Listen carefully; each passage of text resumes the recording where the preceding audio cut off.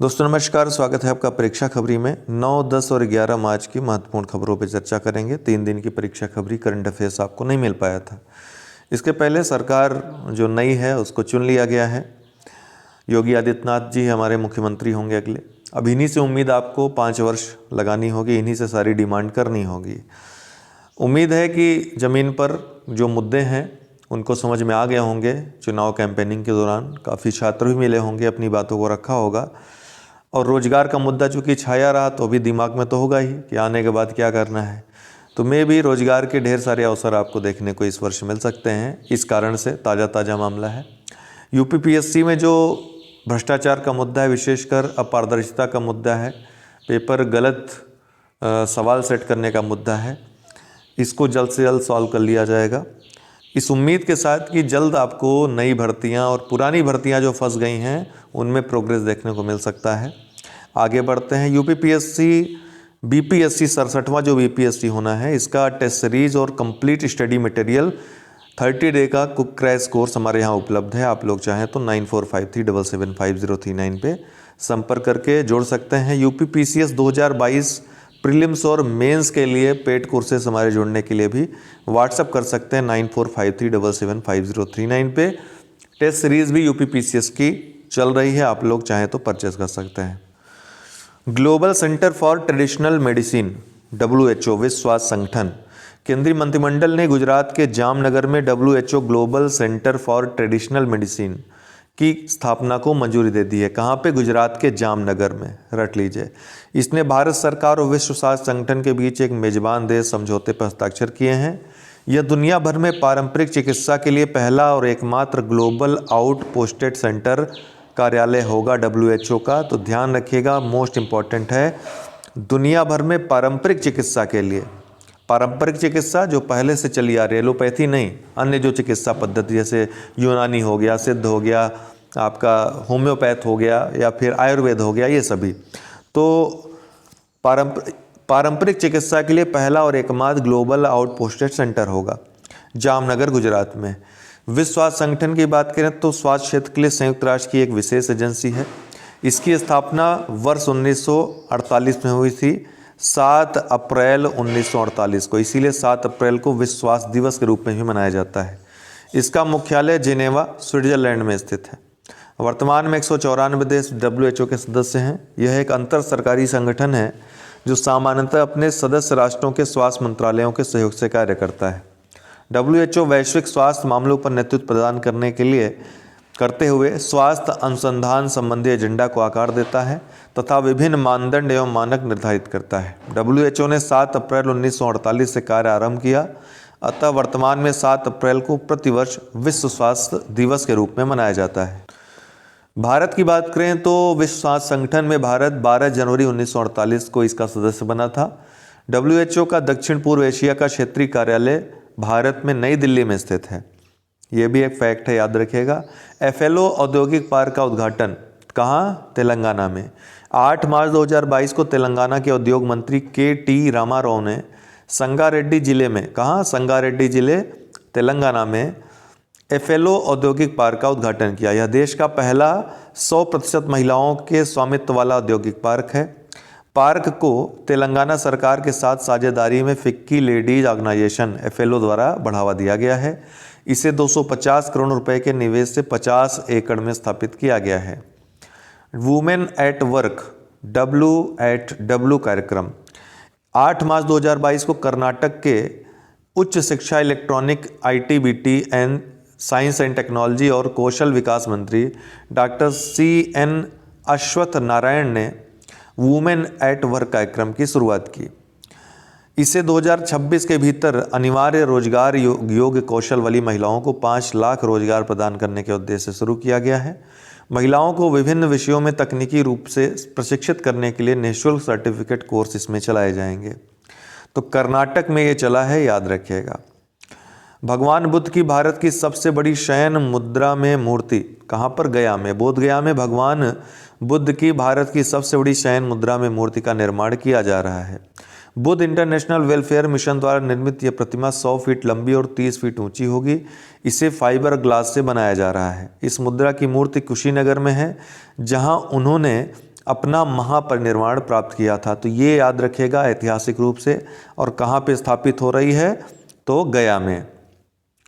राष्ट्रीय भूमि मुद्रीकरण कॉर्पोरेशन, केंद्रीय मंत्रिमंडल ने भारत सरकार की पूर्ण स्वामित्व वाली कंपनी के रूप में राष्ट्रीय भूमि मुद्रीकरण निगम की स्थापना को मंजूरी दे दी है। इसकी प्रारंभिक अधिकृत शेयर पूंजी 5,000 करोड़ और चुकता शेयर पूंजी 150 करोड़ रुपए होगी। NLMC केंद्रीय सार्वजनिक क्षेत्र के उद्यमों और अन्य सरकारी एजेंसियों के अधिशेष भूमि और भवन संपत्ति का मुद्रीकरण करेगा। काहिरा में 4 स्वर्ण 2 रजत 1 कांस्य पदक के साथ भारत पदक तालिका में प्रथम स्थान पर। तो भारत ने काहिरा मिस्र में अंतर्राष्ट्रीय निशानेबाजी खेल महासंघ ISSF विश्व कप 2022 में पदक तालिका में प्रथम स्थान प्राप्त किया है। भारतीय टीम 4 स्वर्ण 2 रजत और 1 कांस्य सहित कुल 7 पदकों के साथ पदक तालिका में शीर्ष पर रही। 3 स्वर्ण 1 रजत और 2 कांस्य सहित 6 पदकों के साथ नॉर्वे पदक तालिका में दूसरे स्थान पर रहा। US अंतर्राष्ट्रीय महिला साहस पुरस्कार 2022 ये रिजवाना हसन को दिया गया है। एक बांग्लादेशी पर्यावरण वकील रिजवाना हसन को 2022 के अंतर्राष्ट्रीय महिला साहस पुरस्कार के लिए चुना गया है। वह अमेरिकी विदेश विभाग द्वारा सम्मानित की जाने वाली दुनिया भर की 12 महिलाओं में शामिल हैं। उन्हें 2012 में रेमन मैग्सेसे पुरस्कार भी सम्मानित किया गया था। Virtual smart grid knowledge centre का शुभारंभ 8 मार्च 2022 को केंद्रीय ऊर्जा और नवीकरणीय ऊर्जा मंत्री RK सिंह ने virtual smart grid knowledge centre और इनोवेशन पार्क का शुभारंभ किया। SGKC को पावर ग्रिड द्वारा फ्रंटियर स्मार्ट ग्रिड प्रौद्योगिकियों के प्रदर्शन और उन्नति के लिए स्थापित किया गया है। वर्तमान में यह प्लेटफॉर्म 8 क्षेत्रों में 30 से अधिक प्रौद्योगिकी भागीदारों के 50 से अधिक समाधानों की मेजबानी करता है। डेली करंट क्विज, शिक्षा की वार्षिक स्थिति रिपोर्ट किस संस्थान द्वारा प्रकाशित की जाती है? तो ये प्रथम नामक एक संस्था है, उसके द्वारा ये प्रकाशित की जाती है शिक्षा की वार्षिक स्थिति रिपोर्ट। असर नाम से एक रिपोर्ट ये संस्था प्रकाशित करती है। प्रथम फाउंडेशन छात्रों के सीखने के परिणाम का विश्लेषण करने के लिए स्कूलों में हर साल एक व्यापक सर्वेक्षण आयोजित करता है। इसने शिक्षा की वार्षिक स्थिति रिपोर्ट हाल ही में जारी की है। अटल बिहारी वाजपेयी पुस्तक के लेखक कौन हैं? तो ये सागरिका घोष ने ये पुस्तक लिखी है, उनकी जीवनी है। विश्व यूनानी दिवस प्रतिवर्ष किस तिथि को मनाया जाता है? तो 11 फरवरी को विश्व यूनानी दिवस मनाया जाता है। हकीम अजमल खान की जयंती के अवसर पर इसे मनाया जाता है, जो कि प्रसिद्ध भारतीय यूनानी चिकित्सक और सुधारक थे। पुरातत्वविदों द्वारा किस देश में एक प्राचीन रोमन बस्ती पाई गई है? तो ये पाई गई है UK में, यूनाइटेड किंगडम में। तो यूनाइटेड किंगडम के शोधकर्ताओं ने HS2 नामक एक आगामी उच्च गति वाले रेलवे के निर्माण के मार्ग की जांच करते हुए एक प्राचीन रोमन निपटान स्थल पाया। फरवरी 2022 में हाल ही में MPC की बैठक के अनुसार 2022-23 में भारत की अनुमानित GDP वृद्धि दर क्या है? तो ये है 7.8%। ठीक है। RBI ने 2022-23 के लिए वास्तविक GDP वृद्धि दर 7.8% रहने का अनुमान लगाया है। RBI द्वारा विदेशी पोर्टफोलियो निवेशकों द्वारा निवेश के लिए फिर से शुरू किए गए स्वैच्छिक प्रतिधारण मार्ग के तहत न्यूनतम प्रतिधारण अवधि क्या होगी? तो ये होगी 3 वर्ष।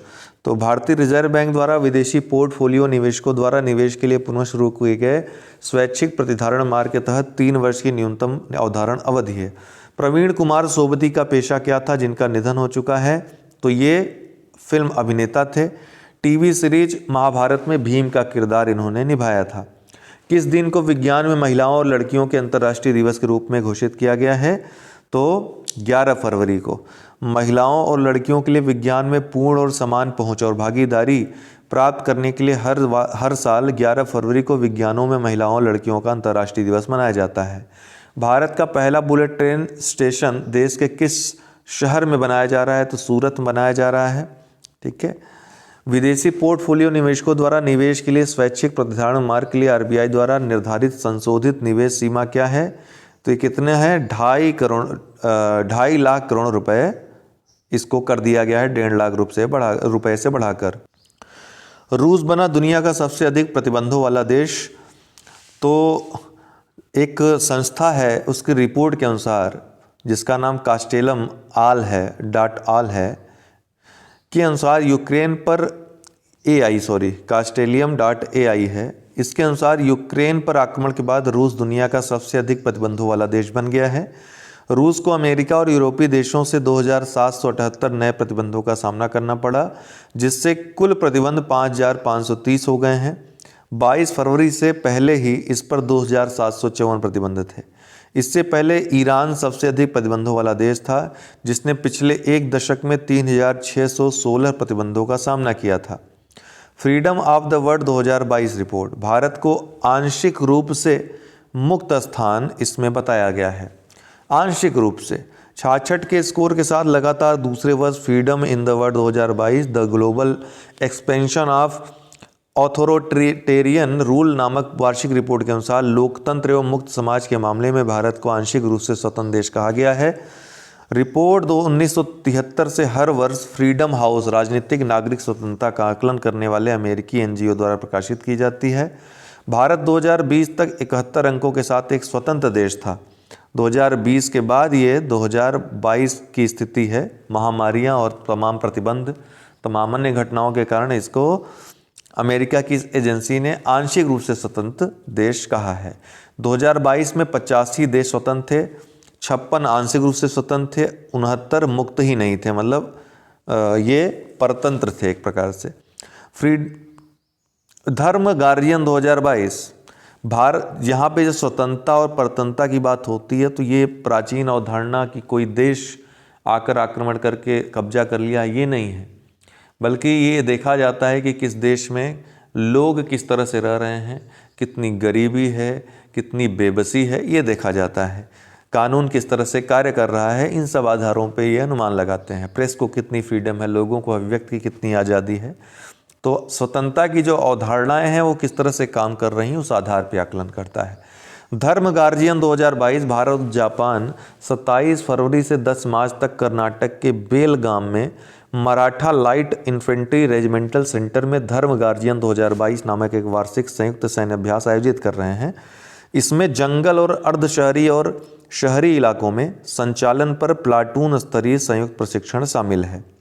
धर्म गार्जियन कौशल्या मातृत्व योजना छत्तीसगढ़ में, छत्तीसगढ़ की योजना है, ध्यान रखिएगा। छत्तीसगढ़ के मुख्यमंत्री ने मार्च 2022 में कौशल्या मातृत्व योजना की शुरुआत की। यह योजना के तहत दूसरी बालिका के जन्म पर महिलाओं को 5,000 रुपये की आर्थिक सहायता दी जाएगी। इस अवसर पर उन्होंने सखी वन स्टॉप सेंटर और नौ बिहान योजना के तहत महिला सुरक्षा की दिशा में उत्कृष्ट कार्य करने वाली आंगनबाड़ी कार्यकर्ताओं अधिकारियों को भी सम्मानित किया। साहित्योत्सव का आयोजन साहित्य अकादमी नई दिल्ली में। साहित्य अकादमी के पत्रों का उत्सव साहित्योत्सव 10 से 15 मार्च 2022 से नई दिल्ली में आयोजित किया जाएगा। 11 मार्च 2022 को 24 विजेताओं को साहित्य अकादमी पुरस्कार प्रदान किए जाएंगे। भारतीय स्वतंत्रता आंदोलन पर साहित्य का प्रभाव पर 3 दिवसीय राष्ट्रीय संगोष्ठी 13 से 15 मार्च 2022 तक आयोजित की जाएगी। पूसा कृषि विज्ञान मेला 2022, केंद्रीय राज्य मंत्री कैलाश चौधरी ने 9 मार्च 2022 को नई दिल्ली में पूसा कृषि विज्ञान मेला 2022 का उद्घाटन किया। भारतीय कृषि अनुसंधान परिषद, भारतीय कृषि अनुसंधान संस्थान द्वारा 3 दिवसीय कृषि मेले का आयोजन किया जा रहा है। मेले की मुख्य विषय वस्तु self reliant farmer with technical knowledge, ये इस बार की थीम है। तो नई दिल्ली में पूसा कृषि विज्ञान मेला 2022 का उद्घाटन। डुप्लांटिस ने बेलग्रेड में बनाया 6.19 मीटर का pole vault world record. Olympic champion Mondo Duplantis ने बेलग्रेड इंडोर मीटिंग में 6.19 मीटर की दूरी के साथ अपना ही विश्व पोल वॉल्ट रिकॉर्ड तोड़ दिया। डुप्लांटिस ने फरवरी 2022 में ग्लासगो में इंडोर में 6.18 मीटर का रिकॉर्ड बनाया था। पूछा जाए किससे संबंधित है डुप्लांटिस, तो ये हैं पोल वाल्ट से संबंधित, ये पोल वाल्टर हैं। ओके। झूलन गोस्वामी बनी महिला ओडीआई विश्व कप में संयुक्त रूप से सर्वाधिक विकेट लेने वाली गेंदबाज। तो 10 मार्च 2022 को झूलन गोस्वामी ने ऑस्ट्रेलिया की पूर्व स्पिनर लिन फुलस्टन के 39 विकेटों की बराबरी की और महिला विश्व कप में संयुक्त रूप से सर्वाधिक विकेट लेने वाली गेंदबाज बन गई। उन्होंने मौजूदा टूर्नामेंट में न्यूजीलैंड के खिलाफ 50वें ओवर में विकेट कीपर केटी मार्टिन को आउट कर यह उपलब्धि हासिल की। वह महिलाओं के एक दिवसीय इतिहास में सर्वाधिक विकेट लेने वाली गेंदबाज भी हैं, जिन्होंने 197 मैचों में 248 विकेट लिए हैं। अभी चूंकि टूर्नामेंट चल रहा है, इसलिए उम्मीद है कि अगले ही मैच में ये रिकॉर्डधारी हो जाएंगी सबसे ज़्यादा ओडीआई विश्व कप में विकेट लेने वाली भी। दक्षिण कोरिया के नए राष्ट्रपति बने यू सुंग येओल। दक्षिण कोरिया में यू सुंग येओल देश का नया राष्ट्रपति इनको चुना गया है। यू सुंग येओल ने 9 मार्च 2022 को आयोजित देश के राष्ट्रपति चुनाव में से एक में ली जे म्यूंग को हराया। वह मून जे इन का स्थान लेंगे, जो 2017 से ही राष्ट्रपति के रूप में कार्य कर रहे हैं।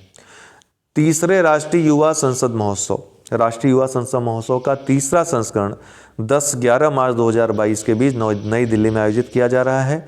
इस महोत्सव का उद्देश्य युवाओं की सोच का पता लगाना है, जो आने वाले वर्षों में सार्वजनिक सेवाओं सहित विभिन्न कैरियर में शामिल होंगे। सिंगापुर भारोत्तोलन अंतर्राष्ट्रीय 2022 में भारत द्वारा कितने स्वर्ण पदक जीते गए हैं? तो कुल 6 स्वर्ण पदक जीते गए हैं। भारत ने सिंगापुर भारोत्तोलन अंतर्राष्ट्रीय 2022 में 6 स्वर्ण और 1 रजत और कांस्य सहित 8 पदकों के साथ अपने अभियान का समापन किया। कितने? कुल 8 पदक। किस खेल महासंघ ने व्लादिमीर पुतिन को मानद राष्ट्रपति के रूप में निलंबित कर दिया है? तो अंतर्राष्ट्रीय जूडो फेडरेशन ने। अंतर्राष्ट्रीय जूडो महासंघ ने यूक्रेन में चल रहे युद्ध के मद्देनजर व्लादिमीर पुतिन को मानद राष्ट्रपति और महासंघ के राजदूत के रूप में निलंबित कर दिया है। कौन सी क्रिकेट टीम 24 वर्षों में पहले दौर के लिए पाकिस्तान पहुंची? 24 वर्षों में ऑस्ट्रेलियाई टीम, ठीक है, ऑस्ट्रेलिया कड़ी सुरक्षा के बीच 24 साल में अपने पहले क्रिकेट दौरे के लिए पाकिस्तान पहुंचेगा। देखते हैं। राष्ट्रीय विज्ञान दिवस 2022 का विषय क्या है? 28 फरवरी को मनाया जाता है, पता है आपको। तो इस बार का विषय क्या है? तो सतत भविष्य के लिए विज्ञान और प्रौद्योगिकी में एकीकृत दृष्टिकोण, integrated approach in science and technology for a sustainable future, इस बार की थीम है। यूक्रेन के राष्ट्रपति व्लोदिमीर जेलेंस्की पूर्व में किस उद्योग का हिस्सा थे? किससे संबंधित थे? तो ये मनोरंजन, एक कॉमेडियन थे ये। ओके। निकर्षण सदन नामक ड्रेजिंग संग्रहालय का उद्घाटन भारत के किस शहर में किया गया है? मोस्ट इंपॉर्टेंट फैक्ट है, तो विशाखापट्टनम में किया गया है, ठीक है। रूस के अलावा किस देश ने ओलंपिक संघर्ष विराम का उल्लंघन किया है? तो बेलारूस ने भी ओलंपिक संघर्ष विराम का उल्लंघन किया है। तो अंतर्राष्ट्रीय ओलंपिक कमेटी के कार्यकारी बोर्ड ने यूक्रेन में रूसी हमलों का समर्थन और मदद करने के लिए रूसी सरकार के साथ साथ बेलारूस सरकार द्वारा ओलंपिक संघर्ष विराम के उल्लंघन की ओआईसी की कड़ी निंदा को दोहराया। सादिया तारिक किस स्पर्धा में भारत के लिए स्वर्ण पदक जीतने के लिए खबरों में थी? तो ये इन्होंने वुशु में स्वर्ण पदक जीता है। तो भारतीय वुशु खिलाड़ी सादिया तारिक ने कश्मीर से हैं, मॉस्को वुशु स्टार चैंपियनशिप 2022 में जूनियर टूर्नामेंट में स्वर्ण पदक जीता है। तो आज के लिए इतना ही, बहुत बहुत धन्यवाद।